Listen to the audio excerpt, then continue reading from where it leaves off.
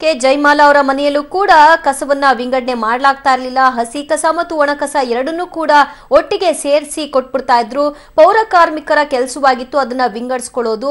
ಸಾಮಾನ್ಯರಿಗೆ ಮಾತ್ರ ರೂಲ್ಸ್, ನಮ್ಗೆ ಯಾಕೆ ರೂಲ್ಸ್ ಇಲ್ಲ, ಅಂದ್ರೆ ರಾಜಕಾರಣಿಗಳಿಗೆ ಯಾಕೆ ರೂಲ್ಸ್ ಇಲ್ಲ ಅನ್ನೋ ವಿಚಾರಕ್ಕೆ ಸಂಬಂಧಪಟ್ಟ ಹಾಗೆ ಪಬ್ಲಿಕ್ ಟಿವಿ ಸ್ಟಿಂಗ್ ಆಪರೇಷನ್ ನಡೆಸಿದ ಬಳಿಕ ಈಗ ಸಚಿವೆ ಜಯಮಾಲಾ ರಿಯಾಕ್ಟ್ ಮಾಡಿದ್ದಾರೆ. ನಮ್ಮನೇಲಿ ಕಸ ವಿಂಗಡಿಸ್ತಾ ಇಲ್ಲ ಅಂತ ನನಗೆ ಗೊತ್ತಿರಲಿಲ್ಲ, ಈ ಬಗ್ಗೆ ನಾನು ಮಾಹಿತಿಯನ್ನ ಪಡೆದುಕೊಳ್ತೀನಿ, ಅವರಿಗೆ ಅರಿವು ಮೂಡಿಸ್ತೀನಿ.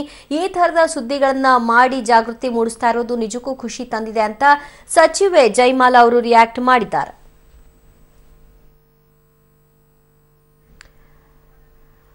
ಓಕೆ, ಮುಖ್ಯಮಂತ್ರಿಗಳ ಆದಿಯಾಗಿ ಎಲ್ಲರ ಮನೆಯಲ್ಲೂ ಕೂಡ ಇದೇ ರೀತಿಯಾದಂತಹ ಹಣೆ ಬರಹ, ಯಾರ ಮನೆಯಲ್ಲೂ ಕೂಡ ಕಸ ವಿಂಗಡಣೆ ಮಾಡ್ತಾ ಇಲ್ಲ. ಈ ಕುರಿತಾಗಿ ಪಬ್ಲಿಕ್ ಟಿವಿ ಸ್ಟಿಂಗ್ ಆಪರೇಷನ್ ನಡೆಸ್ತು. ಇದು ಕೇವಲ ಅವರನ್ನ ಯಾರೋ ಒಬ್ಬರನ್ನ ಟಾರ್ಗೆಟ್ ಮಾಡೋದಲ್ಲ, ಇದರ ಇಂಟೆನ್ಷನ್ ಸಾಮಾನ್ಯರಿಗೆ ರೂಲ್ಸ್ ಮಾಡ್ತೀರಿ, ಆ ರೂಲ್ಸ್ ಅನ್ನ ಮಾಡೋ ತಾವುಗಳು ತಮ್ಮ ಮನೆಯಲ್ಲಿ ಈ ರೂಲ್ಸ್ ಪಾಲನೆ ಆಗ್ತಾ ಇದೆಯಾ ಅನ್ನೋದನ್ನ ಗಮನ ಹರಿಸಬೇಕು ಅನ್ನೋದು ನಮ್ಮ ಉದ್ದೇಶವಾಗಿತ್ತು. ಹೀಗಾಗಿ ಇದಕ್ಕೆ ಸಂಬಂಧಪಟ್ಟ ಹಾಗೆ ಬೆಳಗಾವಿಯಲ್ಲಿ ಜಯಮಾಲಾ ಅವರು ಮಾತನಾಡಿದ್ರು. ಏನ್ ಹೇಳಿದ್ರು ಸಚಿವರು ನೋಡೋಣ. ಹಸಿ ಕಸ ಒಣ ಕಸ ಮಿಕ್ಸ್ ಮಾಡಿ ನೀವು ಪೌರ ಕಾರ್ಮಿಕರು ಕೊಡ್ತಾ ಇದ್ದೀರಾ? ನಾನಾ ನಿಮ್ಮ ಮನೆಯಲ್ಲಿ ನಂಗೆ ಗೊತ್ತಿಲ್ಲ, ನನಗೆ ಇದು ನನ್ನ ಗಮನಕ್ಕೆ ಬಂದಿಲ್ಲ. ಬಂದಿದ್ರೆ ನೋಡ್ತೇನೆ. ನಮ್ಮ ಮನೆಯಲ್ಲಿ ನಾವು ಹೊರಗಡೆ ತಾವು ನೋಡಿರ್ಬೋದು, 4 ಡಬ್ಬ ಇಟ್ಟಿದ್ದೀರಿ ಆಯ್ತಾ. ಅದರಲ್ಲಿ ನಮ್ಮಲ್ಲಿ ನಮ್ಮ ಕೆಲಸದವ್ರು ಇದ್ದಾರೆ, ಅವ್ರು ತಗೊಂಡೋಗಿ ಹೊರಗೆ ಕೊಡ್ತಾರೆ.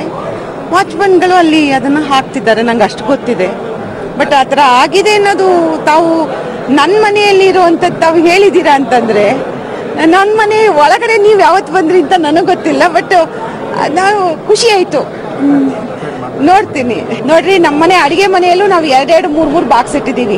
ಗ್ಲಾಸ್ ಬೇರೆ ಇಡ್ತೀವಿ, ಅಥವಾ ಪೇಪರ್ಗೆ ಬೇರೆ ಇಟ್ಟಿದ್ದೀವಿ. ಪ್ಲಾಸ್ಟಿಕ್ ಪೇಪರ್ಗಳು ಯಾವತ್ತು ಭೂಮಿಯಲ್ಲಿ ಅದು ಕರಗೋದಿಲ್ಲ ಅಂಥದ್ದೆಲ್ಲ ಇಟ್ಟಿದ್ದೀವಿ. ಬಟ್ ಕೆಲಸದವರು ಹಾಗೆ ನನಗೆ ತಗೊಂಡೋಗಿ ಹಾಕಿರೋದು ನನಗೆ ಗೊತ್ತಿಲ್ಲ. ಸ್ಟಿಂಗ್ ಮಾಡಿದೆ ಮೇಡಮ್, ನಿಮ್ಮ ಮನೆಯಲ್ಲಿ 2 ಕಸ ಮಿಕ್ಸ್ ಮಾಡಿ ಕೊಡ್ತಾ ಇದ್ದೀರಾ? ನಿಮ್ಮ ಹತ್ರ ಇದೆ, ನಂಗೆ ಗೊತ್ತಿಲ್ಲ. I don't know.